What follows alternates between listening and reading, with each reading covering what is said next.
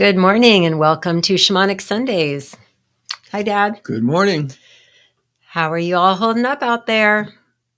Expect to see some notes in our chat from you. Let us know how you're doing, where you're tuning in from, and know how grateful we are that you are here with us, literally and figuratively, and whether live time in real life or joining us at a later date. Thank you for showing up in life with your big heart and spirit and being a part of our community.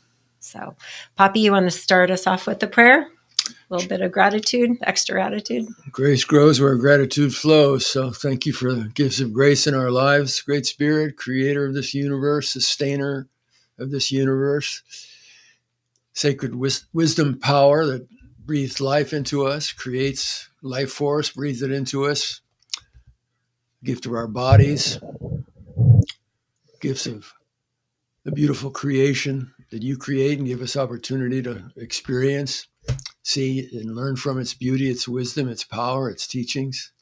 Thank you for our ancestors. We remember you here. We wouldn't be here without you. Thank you for your lives. Ancestor spirits of the land where we live, we remember you here. We honor you and the people, indigenous people still alive on the lands where we live, and help us to grow in our awareness of the issues and challenges of the indigenous people where we live and around the world, so we can show up and be part of addressing those causes of suffering and oppression and violence and bring forth healing. And thank you for our families, our communities, and thank you for this day, your belief in us that you give us this life today. And thank you for the gift of feeling, so we can experience inside of ourselves and our physical bodies through those energy of feelings what's important to pay attention to. And on this moment of being alive, invitation to feel our hearts beating, pumping out the life force through us, energized by the breath in, new fuel. Cleansing breath out, releasing tension or tightness or any energies that don't serve, opening our awareness to your presence, Great Spirit, infinite light, infinite love, flowing in with the breath, the opportunity to be channels for your healing light and love, flowing through us and out into the world for the healing of the sacred hoop. May it be so. Oh. May it be so. Thank you. So we're going to talk about art and creativity today because, because we need creative solutions to address challenges. Yep. And also Nicole and I, my sister and I, just basically spent almost the last month with really creative problem solvers, first at Sundance Film Festival and then Santa Barbara International Film Festival. And it was so wonderful during this chapter in history to be surrounded by so many people who really are dreaming into new ways of being. And not just like dreaming in a Pollyanna-ish kind of way, but really, active hope. So they're people that have hope, that believe in positive change and are making change, and the stories about them. And when I saw, among many, many, many things that are challenging to some of us during these times, seeing the news about the Kennedy Center arts changes just really struck me. And then I was thinking of, there was this beautiful film by a new first-time filmmaker in her mid to late 40s named Jacqueline Christie, and it's called Magic Hour. And I highly suggest it if you get the chance. Hopefully it'll get picked up and you'll be able to see it.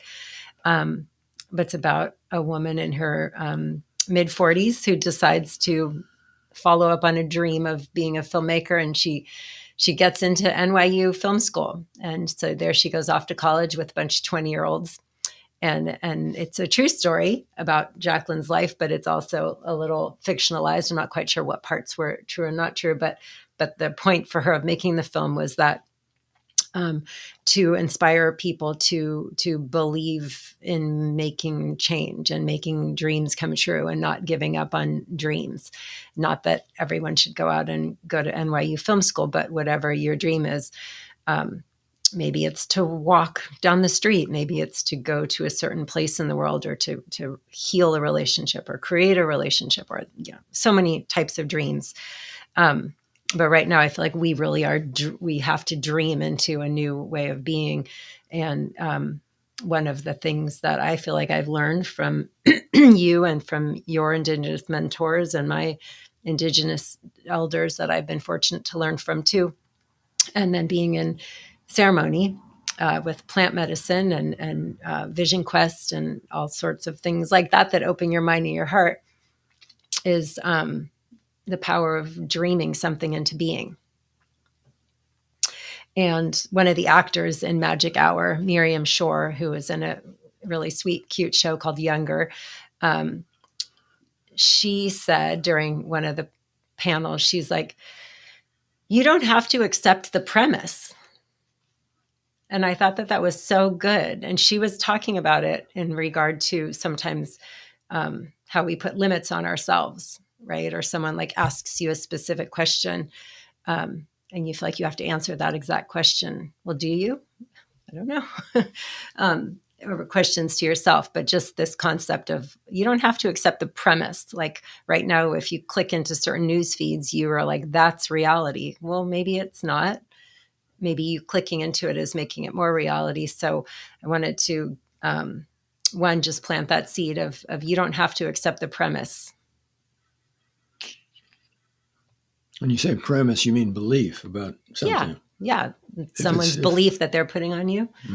Yeah. Yeah. Your belief you're putting on yourself. You can change the premise. And there's a lot of power in that. And then let's talk about, you are one of the most creative people I know. Drumming, singing, guitaring, coloring, making art. And you always joke you don't let talent get in the way of that. Your words, not mine. Yeah. So let's talk about art and creativity and how each of us has that in us, and how some indigenous or some shamanic practices could help us bring some of that through more in our lives. Does that sound okay? Do you guys accept that premise of conversation for today? Do you? Yeah. Okay, excellent. Yeah. Creativity. My initial consciousness opening experience with LSD, almost 60 years ago, the three morphogenetic fields of vision, of wisdom guidance that opened, that transformed my life, one of which was that seeing my ancestral line going all the way back to the beginning when we were still in the caves and a million years ago, whatever. I saw my whole ancestral line and the experiences they went through leading up to me in this incarnation. And I saw how the experiences everybody had through those millennia of times created beliefs, created premises about who we are and what's real and how to live life and what values and what's possible, what's not possible. And I saw all of that in a vision that had been unconsciously inculcated into this personality and identity of me as Tom PInkson.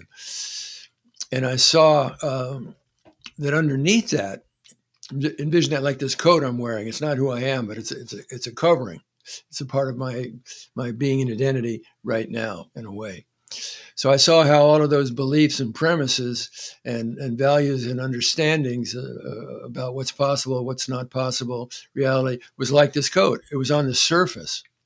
It was on the surface of this millions of years of conditioning. And the personality that was at the influence of that unconscious conditioning believed everything that had been taught as true, like, for instance, the belief in separation, that the extent of who you are is your physical body and your identity connected with it.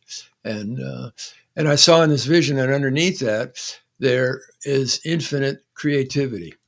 when I was a kid and I'd hear the expression, we're made in God's image. First of all, I didn't believe in God. I was brought up as an atheist, so I didn't believe in God. But nevertheless, that saying that was so prevalent in the culture, we're made in God's image as well. If, there's no such thing as a guy having a white bathrobe on a cloud, making judgments about us. And that's, we're not made in that image, and we're made in all kinds of shapes and colors and sizes and this, that, and the other thing. So I just didn't compute. But when I had this vision, I saw that the way we're made in God's image or Spirit's image, whatever word works for you to describe the infinite creative wisdom power of the universe, was in fact infinite creativity. We have access to infinite creativity. If we let go of the beliefs, like in my case, having been shamed with voice when I was in junior high school, basically kicked out of chorus class, shamed in art class, all these messages because I couldn't draw the way the teacher said, well, that's not a tree. My drawing was like a stick figure, like a second grader, but that was my tree. She said, that's not a tree. Shame, constriction, shut down. I'm not an artist. Kicked out of this music class because my voice is, out of tune, so I can't sing. So, this constriction. So the medicine helped me open up to, those are judgments from society with particular values of comparison and competition and this is the way a tree has to look. It can't look like something else. Picasso and the surrealists, exploded those beliefs. But in this visionary experience, I saw that underneath all of that conditioning, I have access to infinite creativity. You and I all have access to the infinite creative wisdom power of the universe. And to the extent that we open our minds up and let go of those beliefs and say, well, you can't draw, you're not an artist, you can't sing because you don't have a good voice, it's basically saying, you know what? Fuck that, man. I'm not putting my energy in believing those beliefs and shutting down the desire, the movement, the energy inside of me that wants to express through song. Want to express through drawing in my own way. It's not about impressing anybody else or winning a prize for what a great singer I am or what a great artist. No, the joy comes from accessing the creativity we all have access to inside of us when we let go of the judgments, the fears, and the thought forms of negativity that constrict us, and just let whatever the energy of our passion that wants to express itself creatively come through us. That's a joyful thing. And I think in life, if we don't find a way of creative, a vehicle of expressing the creativity that is in us and wants to flow through us, then our lives are crimped. Kimmy and I were at a beautiful ceremony Friday night by Mother Ocean with Sacred Fire and Chumash Elder, and gorgeous night. And there was a young woman there who there was prayers and chants. And I was literally just going to tell that story as soon as you stopped talking. Well, I'm glad you are. I'll stop talking. You tell. No, you tell it. You got it. All right. Well, there was a song in there that wanted to be sung through her, but she had self-consciousness about doing that. And I saw that and I asked her about it and I encouraged her and I said to her, the world needs more women singing their songs, the wisdom of the feminine coming out through song, and we men need to make it safe for women to sing their songs and bring their wisdom out to help address the imbalance and bring through a healing. That's exactly what needs to happen. So with my encouragement, she sang the song. It was beautiful. And afterwards I said, well, how did that feel singing for you? She said, it felt good, but I felt a little, self-conscious. And I said, the next time you feel called to sing,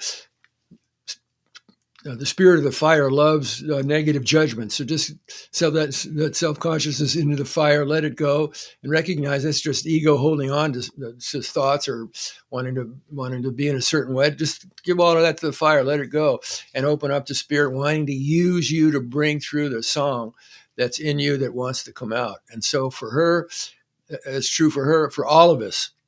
Each and every one of us has access to that infinite creativity. And when we open to it and we surrender into it and we give ourselves permission to listen to guidance about how it wants to come out, it wants to come out through writing, through dance, through movement, through a song, through an instrument, through a chant, through however it wants to come through, give yourself permission to create safe space to let it come through, and you will enrich your life. So thank you, Great Spirit, for giving us access to infinite creativity, which is how we're made in your image. It's not an image, it's a flow. of infinite creative wisdom, energy, whose essence is love. Thank you. Hey.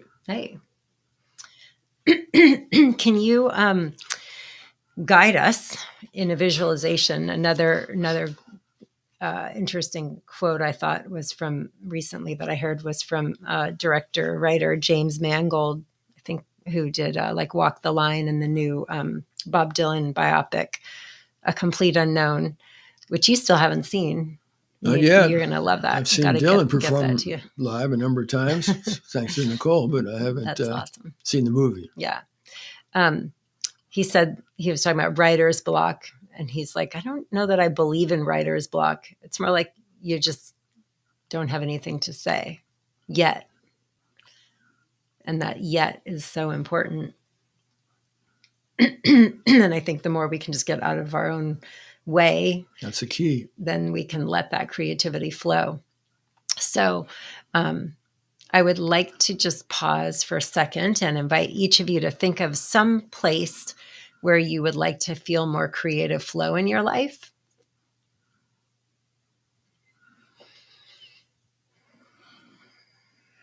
And again, this isn't necessarily about creating sculpture or painting or writing a song or like the things we traditionally think of as art, but just creativity, problem solving, innovation, shifting energy. Where do you feel a stuckness in your life?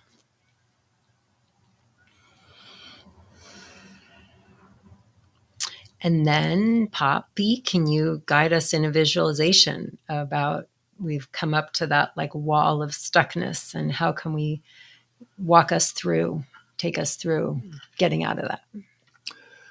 Well, the way to get out of it, ironically, is to get into it. So dropping into, in whatever way you see or feel or experience the wall that blocks the creativity in you that wants to come out through fear or thought forms, negative, constrictive thought forms. I can't do it right or good enough, or people think I'm a fool, whatever. Bring awareness into how you experience the block that says, "Oh no, don't do that. Shut it down. You better not do that. You will make a fool of yourself. You're going to embarrass yourself. It's going to be horrible.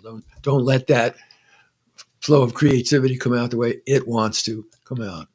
So experience the block. And within that block are you might say, guardian edge figures, because you're at an edge. The creativity wants to come out, wants to express itself, but all of a sudden, just before it can come out in whatever way, it hits this wall. And so there are edge figures there. You're at your edge, and that's why there's anxiety or fear to let that creativity comes out the way it wants to come out. So open up to a dialogue with the edge figures, however you experience them. The energy of the block. Open up to a dialogue with that block, and let your awareness flow into the job that block is doing to try to protect you in some way. There's fear there. It's trying to protect you from what terrible things might happen if you let your creativity come out. So the block isn't a bad thing. It's actually called up unconsciously to help protect you in a fearful situation. So see what the fears are, the greatest fears are that are holding that block in place, and give yourself permission to experience fear. No judgment. Let go of judgment. Oh, I'm a fearful person. I'm a lesser person. You probably experience it. No, we all have a right to fear. And in fact, we wouldn't be able to live our lives if we didn't have fear. It's a natural response to different kinds of situations in life. A life-saving force it can be, but it can also be like anything. It has its day and it has its night. It can be constricting if we give it the power to run our lives all the time, giving the power to the block. So through the dialogue, just opening your awareness to giving yourself permission to have fear, to be fearful, and give gratitude to the guardians at the gate there, the edge figures that are trying to protect you. Give gratitude to them for caring about you and trying to do what they believe is helpful for you to protect you from. Don't let that song come out, like in the case of the young woman. or don't let that drawing come out, or whatever it might be. Just notice your experience, giving yourself permission to feel fear, anxiety about letting your creativity flow. Give gratitude to the edge keepers there trying to protect you. And open up to the possibility that allowing your creativity to come through you and express itself through whatever vehicles it wants to express itself with, it's going to enrich your life. And the purpose of letting that creativity flow is not to impress anybody. It's not to make anybody compliment you. It's not to feel special. Instead, focus on the enrichment you'll be able to feel in your life when you open up that block. You just send love into those edge guardians. You send love energy into the block and just imagine it softening, dissolving, releasing, with the empowerment of, as I let this energy come out, as I really let myself feel what I'm feeling, as the creative energy flows through me, it's that feeling that's the reward that enriches our lives. It's the experience of letting the creativity flow, not focusing on what the outcome is or how other people react to it or respond to it. Maybe nobody will see it, maybe nobody will hear it, whatever. The win is your giving yourself permission to open the doorways and let that energy flow through you, or else it stays blocked inside of you. There's a saying that's attributed to Jesus. I don't remember exactly what the words are, but something to the effect of if you bring forth what's inside of you, it's gonna free you. It's gonna heal you. If you keep it locked inside of you, it's gonna create suffering.